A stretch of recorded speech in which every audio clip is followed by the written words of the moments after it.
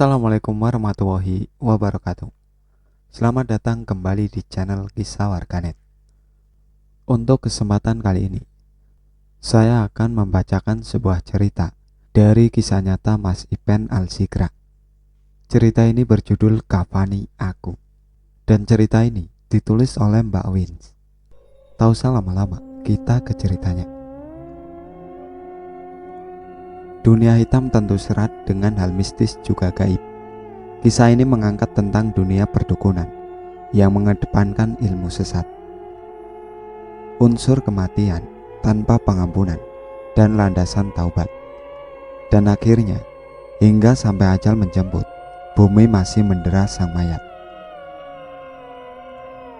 2004, tepat aku duduk di bangku kelas 2 SMU di Klaten, Jawa Tengah. Liburan sekolahku kali ini, aku pergunakan untuk pulang ke kota kelahiranku, di Magelang, yang masih dalam lingkup kehidupan di lereng Gunung Merbabu. Niat hatiku pulang selama 2 minggu liburan akhir semester 2 ini, agar bisa melakukan pendakian seperti biasanya jika liburan datang. Namun kepulangan kali ini ternyata mendapat sebuah kisah yang sangat tragis, melekat erat dalam ingatan sampai saat ini, yaitu pembantaian seorang dukun cabul yang terjadi di desaku. Jadi kamu mau pulang ke Magelang, nak? Tidak bantu bapak ibu ngurus catering? Tanya Pak Waluyo, orang tua angkatku. Iya, bila bapak memperbolehkan saya pulang dulu, jawabku dengan harapan diizinkan. Ya sudah, liburan dulu saja. Adikmu kalau mau, ya diajak, biar silaturahmi dengan keluarga sana, suruh Pak Waluyo. Iya Pak, terima kasih, balasku.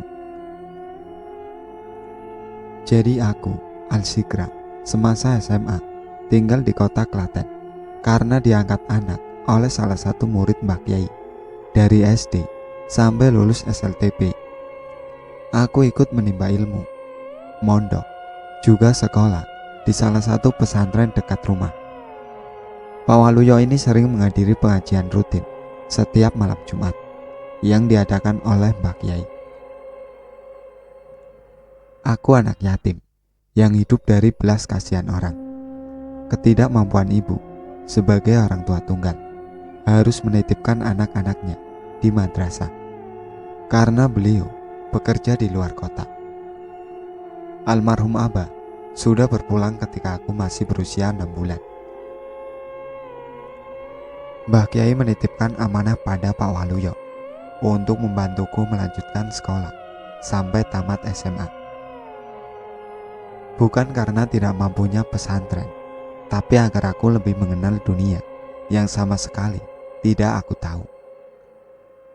Selama ini, aktivitasku hanya sebatas madrasah, pondok, dan liburan pulang setiap hari Sabtu sampai Senin pagi, pulang ke pondok lagi. Jadi, setiap kepulanganku hari Sabtu, aku selalu mengikuti jejak langkah abang tertuaku, menanjaki beberapa gunung, masuk hutan sebagai pengisi waktu. Hidupku memang tidak seberuntung anak pada umumnya, tetapi Tuhan menghadiahkan diri ini dengan bisa tumbuh di tengah keluarga yang sangat hebat. Hal itu sudah menjadi syukur yang tanpa terucap dan juga terbayarkan. Malam itu aku berkemas memasukkan beberapa baju ke dalam tas agar besok bisa pulang, bertemu nenek, juga Mas Pur. Andai Mbak Ita bisa pulang dari pondok, pasti bisa melepaskan rindu dengannya. Tiba-tiba, ketukan pintu kamar terdengar. Panggilan Farida, anak gadis satu-satunya orang tua angkatku, memanggil dari luar. Mas, dipanggil bapak, katanya. Iya dek, sebentar, jawabku. Lalu aku keluar menghampiri Pak Waluyo yang tengah duduk menunggu di ruang tamu. Nak, duduk sini, suruh Pak Waluyo. Enje Pak, kataku lalu duduk di hadapan beliau. Ini uang sakumu sama Ida. Pesan bapak tidak usah naik gunung ya. Bantu nenek saja ke sawah. Jangan pada pergi. Nasihat beliau terdengar. Iya pak, jawabku. Ya, walaupun sebenarnya keinginan hatiku, liburan kali ini memang ingin menanjak, alias puncak gunung, walau hanya yang paling dekat. Ingin kembali memeluk alam yang sudah sangat aku rindukan. Tapi amanah seorang wali tetaplah menjadi wasilah tanpa terbantahkan. Meskipun beliau hanya wali angkatku, tetapi doa serta kasih sayangnya sangat terasa sebagai orang tua sendiri. Apalagi selama ini hanya memiliki Farida, putri semata wayangnya. Aku dengan Farida juga sudah seperti adik kakak. Meski baru 1 tahun tinggal bersama, kami juga satu sekolah, dan umur kami juga sama, meski lebih muda dia beberapa bulan, hingga menjadi adik buatku. Farida ini selain cerdas, ibadah rajin, kepekaan kebatinannya juga pernah aku jabarkan di kisah Klaras Sabrang Lelayu.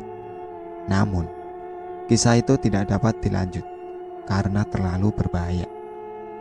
Singkat cerita, pagi itu setelah berpamitan dengan bapak juga ibu, kami berdua berangkat naik bus menuju Jogja. Lalu disambung bus jurusan Magelang. Perjalanan tidak lama, hanya 5 jam pun sampai. Yang bikin lama karena kami harus singgah dulu di kota. Selain memutari Pasar Rejo Winangun, Pecinan, kami juga singgah di alun-alun kota melihat patung pahlawan Pangeran Diponegoro. Saat hari hampir sore, baru kami naik angkutan umum sampai ke rumah.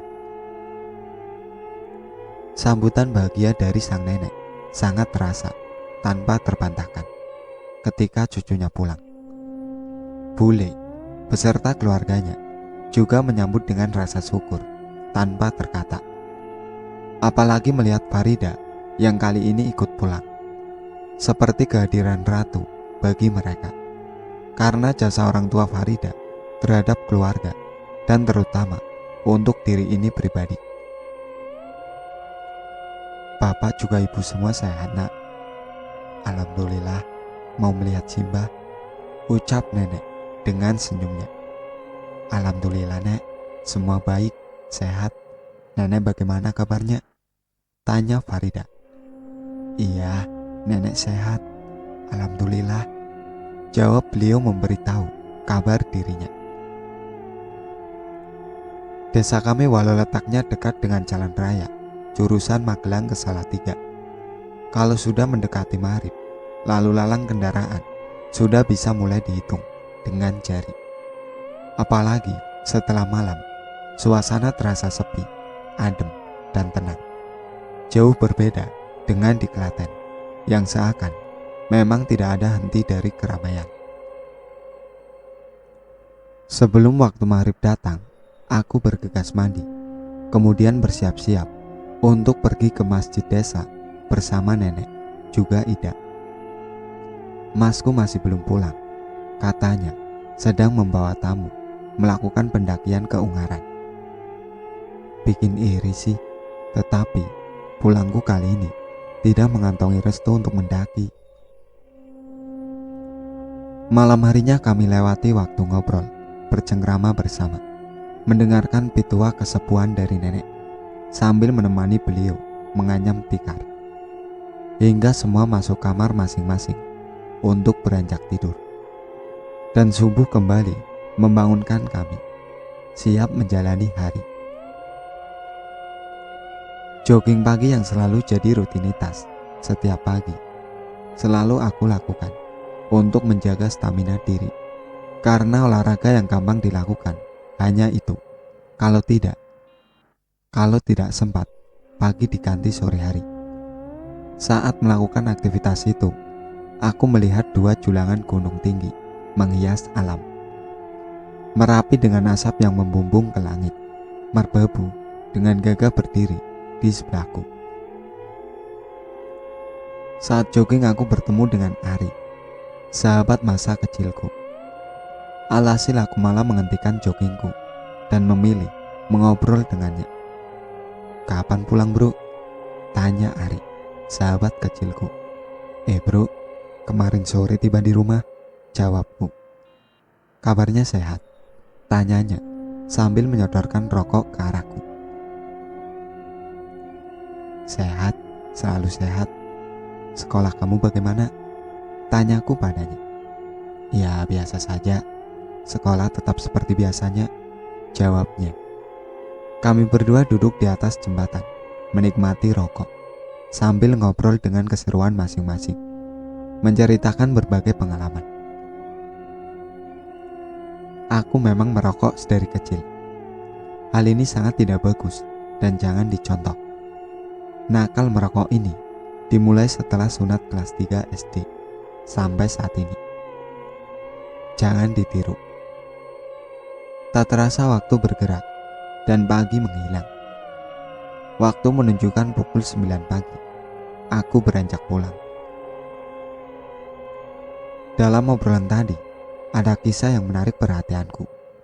Ari sempat menceritakan soal beberapa bulan lalu ada pengakuan orang. Kabarnya di desa sebelah Geger ada peristiwa tragis, yaitu sebuah pengakuan wanita tengah hamil disetubui oleh seorang dukun. Hawa nafsu dan keangkara murkaan yang paling berbahaya adalah yang berasal dari dalam diri pribadi seseorang. Karena hal yang tersulit yang dilakukan oleh manusia itu sendiri, yaitu melawan ego diri sendiri. Setelah mendengar cerita dari Ari, muncul pertanyaan yang mengusikku. Masih ada zaman sekarang orang percaya adanya dukun, orang pintar yang bisa mengobatin penyakit. Kenapa masih pada keblinger dengan semua itu? Sementara di puskesmas desa kan buka setiap hari untuk melayani masyarakat. Hari sudah menjelang siang. Aku masih duduk dengan Ida yang tengah membantu nenek menyerut pelapa lidi kelapa untuk membuat sapu. Sesaat aku hanya bengong saat teringat cerita itu. Kok bisa ya dukun menghamili pasiennya sendiri? Kalau hal itu benar-benar terjadi, tentu bisa dipidanakan. "Mikir apa nang?" tanya nenek. "Mau tanya nek, apa benar ada dukun di sini?" tanyaku dengan sang nenek. "Lah, mau apa nak? Percaya kok sama dukun," ucap nenek dengan tetap fokus menyerut lidi. "Hanya tanya saja nek," jawabku merasa tidak enak hati. Walau keluarga kami hidup dengan kata sederhana saja, namun soal sakit, kami lebih mempercayakan berobat ke puskesmas atau Pak Mantri, dokter desa, ketimbang mempercayai yang namanya orang pintar atau dukun. Mendengar perkataan Siba tentang dukun membuat wajah Farida terlihat sedikit kecut, karena Pak Waluyo sendiri juga merupakan orang yang membuka praktek spiritual, namun dengan ranah yang berbeda karena berpedoman dengan iman. Melihat hal itu aku hanya diam, lalu beranjak pamit untuk pergi ke sawah. Walau tidak mengerjakan apa-apa di sana, hanya mencari angin dan berharap ada hal seru yang dapat aku lakukan. Kemudian aku meninggalkan Farida dengan nenek berdua di rumah. Setelah berpamitan, aku mengambil golok untuk dibawa dan berangkat menuju sawah. Tampak sebagian sawah sudah gundul karena saat ini sudah memasuki musim panen padi. Jadi hanya tumpukan jerami yang membentang di petakan persawahan, dijemur oleh para pemilik. Elang hitam yang terbang berputar-putar menghias angkasa, membawa ingatanku pada masa kecil. Jika di sini kami semua suka bermain layang-layang saat pulang liburan dari pesantren. "Kapan pulang Gus?" tanya Bu Demona, tetangga nenek yang kebetulan melewati jalan di tepian sawah. Saat sore kemarin, Bude, jawabku dengan menyalami beliau. Nanti mampir, Gus, katanya dengan ramah. Iya, Bude, terima kasih, jawabku membalas keramahan beliau. Kenapa warga sini memanggil saya, juga abangku, dengan panggilan Gus? Karena kami masih ada keturunan yang dituakan di perkampungan ini. Dahulu, di mana saat itu semua penduduk sini masih belum mengenal yang namanya agama. Pertama kali orang yang memasuki agama di sini adalah kakek buyut dari almarhum Abah. Beliau cikal bakal muslim pertama di sini, yaitu Mbah Mojo Geni. Nama beliau dikenal warga, dan kisah Mbah Mojo ini sudah saya tuliskan dalam kisah Segoro Geni. Saat aku duduk di gubuk pondok di tepian sawah sambil makan pepaya yang kebetulan masih menggelantung di pohon, Mas Supri datang hendak mencari rumput. Namun ia memilih menghampiriku karena melihatku duduk seorang diri. Wah, santai Mas Al, tanyanya. Makan pepaya, Mas? Jawabku memberitahu, juga menawarinya. Kami akhirnya ngobrol dan ngerokok bareng sambil memakan pepaya. Anehnya, dari obrolan kami, aku baru tahu kalau ternyata tetanggaku ini sudah lama menunggu aku pulang dan kebetulan saat ini bertemu. Ternyata dia punya maksud untuk meminta doa atau amalan. Ia ingin memikat seorang gadis yang sudah lama dia suka, namun tidak berani untuk mengutarakan rasa itu. Kalau seandainya ada doa atau ajian mantra yang sakti, saya dikasih, Mas. Kan dengan saudara sendiri, ucapnya menyampaikan maksud. Loh Mas, kan ada dukun sakti di sini. Masa mintanya dengan saya? Tidak punya apa-apa saya ini, Mas. Jawabku dengan menahan tawa karena permintaan yang tidak aku mengerti. Loh, kalau minta dengan dukun kan beda jalurnya, Mas. Tidak sah, itu ilmu hitam. Mendengar itu hampir tersendak. Aku menahan tawa yang ternyata sudah tidak bisa dibendung lagi. Keluarlah tawa ini dengan mulut yang aku tutup dengan tangan. Takut pepaya di dalam mulut ini menyembur ke mukanya. Mas, kalau kamu memang suka beneran dengan mbaknya itu, besok sore pergi dengan saya. Jangan takut ditolak, ucapku untuk membangkitkan rasa percaya dirinya tumbuh. Menurutku, manusia tidak akan pernah tahu rasa orang lain tanpa ditanya. Dan manusia tidak akan pernah terlihat niat tulusnya tanpa ditunjukkan. Untuk itu, hal seperti ini hanya membutuhkan mental saja, tanpa perlu doa atau mantra dalam menaklukkan hati. Kembali berserah pada Sang Penentu. Jika berani menumbuhkan rasa, maka utarakan dengan ketulusan dan kembalikan semua hal kepada Tuhan semata. Setelah merasa yakin dengan apa yang aku katakan, akhirnya dia berpamitan melanjutkan kegiatannya dengan bermodal hati yang lebih tenang, memiliki sedikit keyakinan untuk besok diterima cintanya oleh gadis itu. Sementara aku juga tidak tahu apa yang bakal terjadi, apa diterima atau ditolak. Hanya bisa mendoakan niat baik Mas Supri. Akhirnya aku bisa menyimpulkan jika ternyata sebagian pemuda di sini masih percaya akan klinik, mantra, atau hal magis untuk meluluhkan hati seseorang. Sama halnya mempercayai dukun. Dasar ilmu yang dilihat hanya sebatas ilmu hitam, juga putih. Sementara belum paham ilmu inti sejati sebagai manusia. Adzan zuhur berkumandang dari jauh.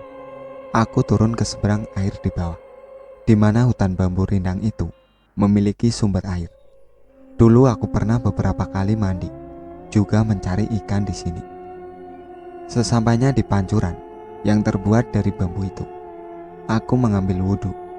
Saat mau beranjak lagi, balik ke gubuk, tidak sengaja mataku melihat jika adanya sesaji di atas mata air ini.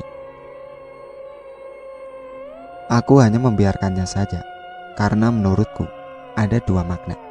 Sesaji untuk bisa dimaknai dalam hal positif, juga negatif.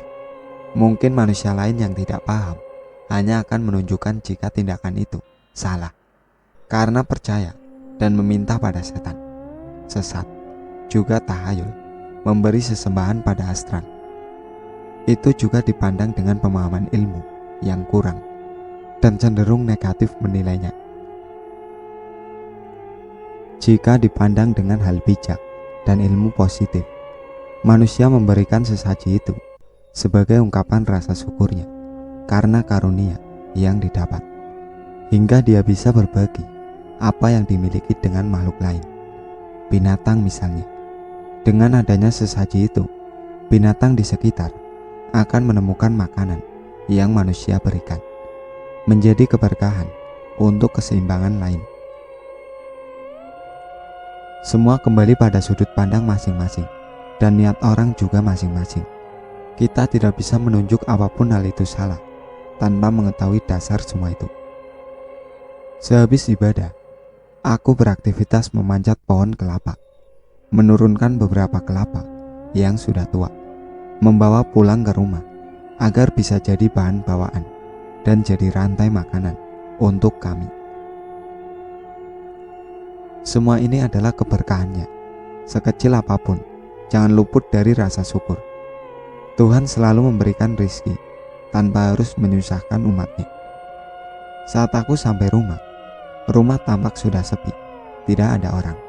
Entah kemana perginya nenek dengan Farida. Saat aku makan siang, tiba-tiba terlihat warga beramai-ramai membicarakan sesuatu dengan keras, namun tidak bisa aku pahami. Mereka semua melewati sisi samping rumah yang kebetulan di situ jalan menuju lapangan besar. Aku langsung meletakkan piring yang masih penuh dengan nasi, keluar rumah dan bertanya dengan rombongan orang-orang dengan wajah beringas itu. Pak, ada apa ya? Tanyaku. Dukun cabul sedang diajar, Mas, jawab salah satu dari mereka. Mendengar itu aku ikut dengan rombongan warga, penasaran melihat apa yang sebenarnya terjadi. Memastikan dengan mata kepala ini agar lebih jelas dan tahu duduk perkaranya. Sampainya di lapangan, orang sudah berkumpul riuh, sangat ramai. Mereka berteriak penuh emosi dan umpatan kebencian. Aku menerobos kerumunan orang-orang yang tengah menyaksikan hal brutal itu. Terlihat olehku, seorang laki-laki tengah diajar secara membabi buta oleh warga dan para pemuda desa. Tubuh itu diikat di salah satu tiang gawang yang ada di pinggir lapangan. Mukanya berlumuran darah, baju sobek comang-camping. Aku mendekat agar tahu siapa dukun ini. Ternyata dia adalah Pak Panjalu, warga dari desa sebelah yang memiliki istri orang sekampung dengan kami. Aku melihat orang-orang terus mengantamkan berbagai benda yang mereka pegang, kayu, batu, besi, juga bata merah. Apapun yang orang-orang itu temukan digunakan untuk senjata. Namun, yang kusimpulkan dari peristiwa yang kulihat, bahwa Pak Jalu bukan sembarangan orang. Luka akibat benda-benda yang merobek daging, juga kulitnya, seketika menutup kembali setelah darah keluar menetes. Tetapi itu penuh kebencian dan menandai semua orang yang menyiksanya. Hanya senyum sinis yang menghias, menyungging, mengecek mereka semua. Merah darahnya keluar, bukan berarti raganya terluka.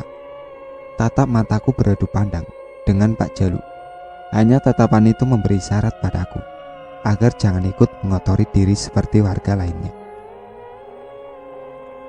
Warga yang menyaksikan itu Ada yang merasa iba, ada juga yang jengkel karena kelakuan yang Pak Jalu buat. Teriakan tiba berhenti sampai hari beranjak sore, dan warga yang kesetanan itu pun lambat laun mulai lelah mengajar dukun sakti ini, sampai semua berhenti dengan sendiri-sendiri.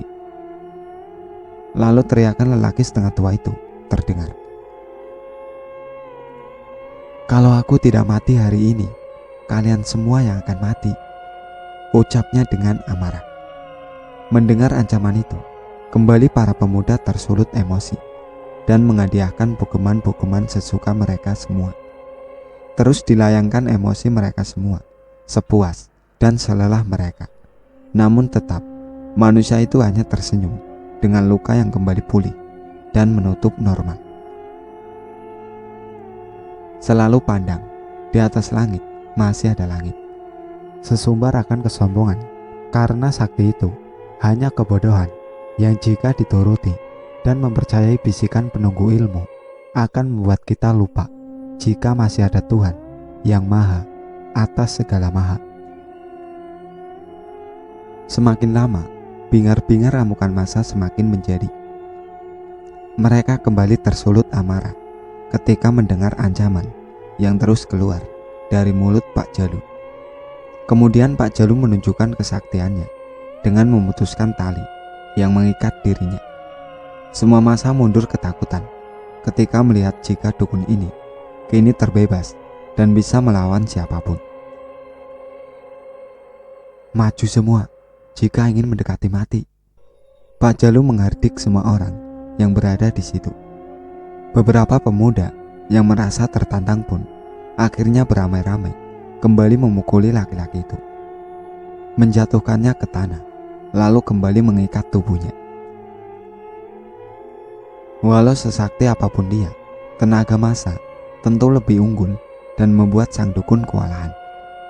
Tiba-tiba ada seorang warga yang datang kembali membawa rantai untuk mengikat tubuh yang terus melawan itu.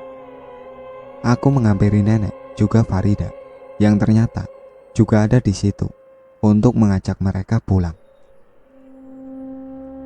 Semua manusia sudah diselimuti amarah mereka dengan setan-setan yang semakin bertengger dalam hati, membutakan mata kemanusiaan.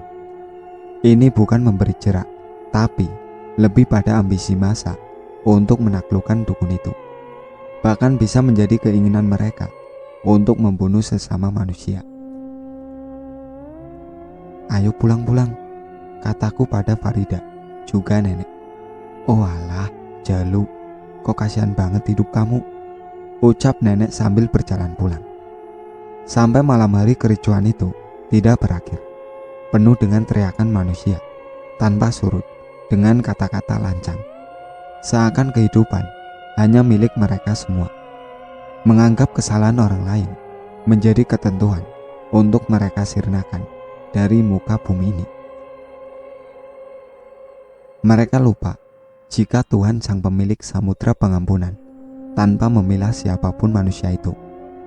Sehabis isya, aku duduk di depan rumah ditemani oleh Farida yang merasa aneh melihat semua ini. Beberapa kali dia menanyakan perihal penyiksaan itu. "Mas, memang gak ada aparat kepolisian atau apa gitu yang bisa menghukum bapak itu daripada seharian penuh disiksa tanpa berhenti?" Dia mempertanyakan keheranannya. Ya adalah pihak berwajib tentunya. Mungkin belum disampaikan kabar ini ke mereka, atau entah bagaimana. Aku juga kurang tahu, Nduk, jawabku. Sesakti apapun manusia, jika diperlakukan demikian, ujungnya mati juga, imbunya dengan sedikit menatap kosong. Iya juga sih, tetapi sepertinya warga juga sudah kesetanan. Apalagi mendengar beberapa kali ancaman dari Pak Panjalu itu, jawabku.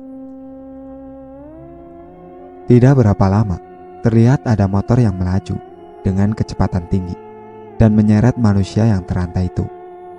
Kilapan aspal menyala, memercikan cahaya karena gesekan besi rantai.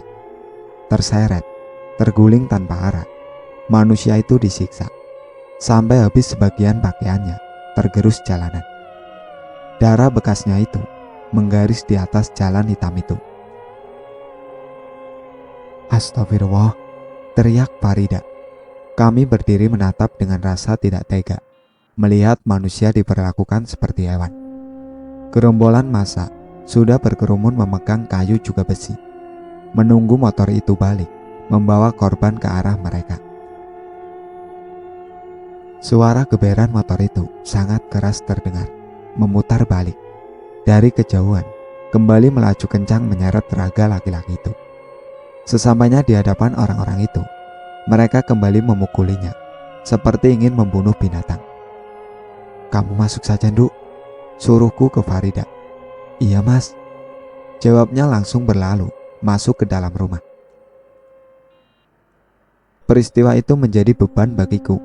Ingin menolong tidak bisa, membiarkan juga ikut kena imbas dosa. Karena mata ini menyaksikan. Niat hatiku ingin mencoba mendekat, lalu berusaha sebisanya berbicara dengan mereka. Belum sampai di tempat itu, terlihat 4 orang menggotong batu paving beton, menimpakan pas di kepala laki-laki yang tergeletak itu. Beton itu hancur menjadi beberapa bagian. Pecah juga kepala orang sakti itu. Mati wes, syukur, bongkok, modar. Kata itu terus keluar, saling mengumpat dengan kebanggaan diri saat mereka semua dirasuki oleh setan dalam dirinya. Tubuh itu terlihat kejang. Ia belum juga mencapai matinya. Mesti darah dan otak telah beramburan. Matanya masih melotot tanpa berkedip, dengan darah yang menggelembung dari hidung, hingga cucuran darah segar keluar dari mulut. Penyiksaan itu belum berakhir sampai datang Mas Pur, abang kandungku, yang baru saja tiba dari mendakinya. "Astagfirullah, kalian kalau mau nyiksa orang, jangan seperti ini, kasihan dia. Cabut saja cincin di jari itu, biar mati," Mas Pur berkata dengan rasa ibanya. "Tidak usah ikut-ikut, Gus, kalau takut dosa," teriak salah satu dari mereka. "Aku tidak ikut campur kan, cuma ketahuilah manusia ini akan menuntut balas," jawab Mas Pur, lalu berlalu pergi pulang ke rumah. Tubuh tidak berdaya itu terus kejang-kejang. Suaranya ngorok seperti ingin mengucapkan sesuatu, namun mulut terus keluar darah yang menyumbat tenggorokannya. Aku hanya mendekat, lalu tepat di hadapannya, jongkok meminta maaf sambil mencabut cincin di jari tengah sebelah kanan. Hingga suara itu terhenti. Tubuhnya lemas terkulai mati, tidak bernafas lagi. Satu persatu, aku menatap mereka semua yang kini berselimut ketakutan dengan sendirinya. Menandakan setan yang menyusup raga mereka sudah pergi dengan kemenangan. Aku berdiri di atas kubangan darah bercampur otak manusia, lalu memberikan cincin itu ke salah satu pemuda yang ikut menghakimi si dukun sampai mati. "Ini cincin yang membuatnya sakti, peganglah, kubur jasadnya Pak Jalu." "Sudah pada puas kan?" ucapku lalu beranjak pulang setelah menyerahkan cincin milik dukun itu. Belum juga kakek ini sampai depan rumah, motor itu kembali menyala, lalu menyeret mayat itu. Entah dibawa pergi kemana, tanpa memandang jika itu mayat yang mesti selayaknya dilayakkan setelah kematiannya. Malam itu aku duduk sambil bercerita soal kejadian itu dengan masku, membahas semua hal hingga mengambil sudut pandang kami berdua. Jika kesalahan itu tanggung jawab diri dengan Sang Pencipta, tanpa adanya manusia memberi hukuman dengan penyiksaan sampai hilangnya nyawa. Akan tetapi jika dipandang dari segi ilmu hak, perzinahan seperti itu hukumnya sangat berat. "Kejadian ini tidak akan berhenti sampai di sini," kata Mas Pur. "Berlanjut ke ranah hukum maksudnya, Mas?" Aku bertanya. "Lebih dari itu, Le," balasnya sambil menghela nafas. "Maksudnya?" Aku mulai penasaran. Hanya senyum itu tersungging, memperlihatkan jawaban misterinya. Mas Pur memang selalu begitu, menuntun diriku untuk mencari tahu jawabannya sendiri. Karena sudah sangat hafal dengan sikap dan sifat itu, aku hanya membalas senyumnya tanpa bertanya lagi. Manusia hidup itu tanpa memiliki kesucian, hanya menjalani perjalanan atas kehendak Tuhan. Jangan mengikuti hawa nafsu, nanti bakal celaka, ucap nenek keluar dari dapur, yang diikuti Farida membawakan 2 cangkir kopi untuk kami berdua. Beliau duduk dengan kami, memberikan wejangan kehidupan, mengasah kembali keyakinan diri cucunya. Kami bertiga hanya menyimak tuturan kebajikan itu, agar dapat mawas diri, berjalan dengan kehendak takdir yang tergaris. Diingat ya nak, hidup itu menanam dan akan memanen nanti di alam sana. Tanaman juga tidak akan berbuah tanpa dirawat dengan benar, kata beliau memberi gambaran kehidupan. Makna dari nafas kehidupan ini adalah untuk menuju hal apa yang kita terapkan akan memberi hasil untuk diri pribadi di kehidupan yang sesungguhnya. Gambaran seperti itu langsung menjadi sebuah ganjalan di hatiku dengan mengingat peristiwa tadi yang tanpa mempertimbangkan perbuatan keji mereka. Manusia bersalah tidak akan usai dengan menambah kesalahan lain, justru akan menjadi kodrat keburukan, di mana anugerah sebagai insan sempurna itu hanya gelar semata. Kembali dalam kodrat diri, jika manusia tersempurnakan dengan akal sehat agar bisa memilih kebenaran, merangkum kebaikan, mengendalikan diri dari 4 unsur hawa nafsu, menekan diri agar tidak meraba dalam bujuk rayu iblis. Itu yang menjadikan kita semua menyandang makhluk dengan karunia sempurna. Sedulur papat, limo pancar, mengendalikan 4 hawa nafsu dengan akal sehat. Terdengar ketukan pintu, juga salam seseorang yang tengah datang bertamu, mengabarkan kondisi mayat tadi. Assalamualaikum, permisi. Mbah Muroji, sesepuh desa, datang bertamu. Waalaikumsalam, silakan Pak masuk, jawab kami. Lalu Mas Pur mempersilahkan beliau masuk. Sesepuh itu datang mengabarkan pada abangku agar memberitahu para pemuda juga warga untuk menguburkan jasad itu dengan layak. Karena setelah diseret, mayat itu hanya dilempar ke dalam liang lahat tanpa mensucikan, memakaikan kafan, langsung dikubur dengan kondisi mengenaskan seperti itu. Maksud Mbak Muroji, kenapa menyuruh abang? Karena peranan abang di desa sebagai ketua pemuda. Mendengar penjelasan itu, Mas Pur langsung berlari meninggalkan rumah tanpa berpamitan, langsung meninggalkan kami semua yang masih terduduk di situ. Pahami diri agar mampu berjalan meniti hidup saat ini, juga kehidupan sejati yang akan datang. Sampai di sini ceritanya, nantikan cerita kelanjutannya. Sekian dari saya. Wassalamualaikum warahmatullahi wabarakatuh. Jangan lupa like, komen, dan subscribe channel ini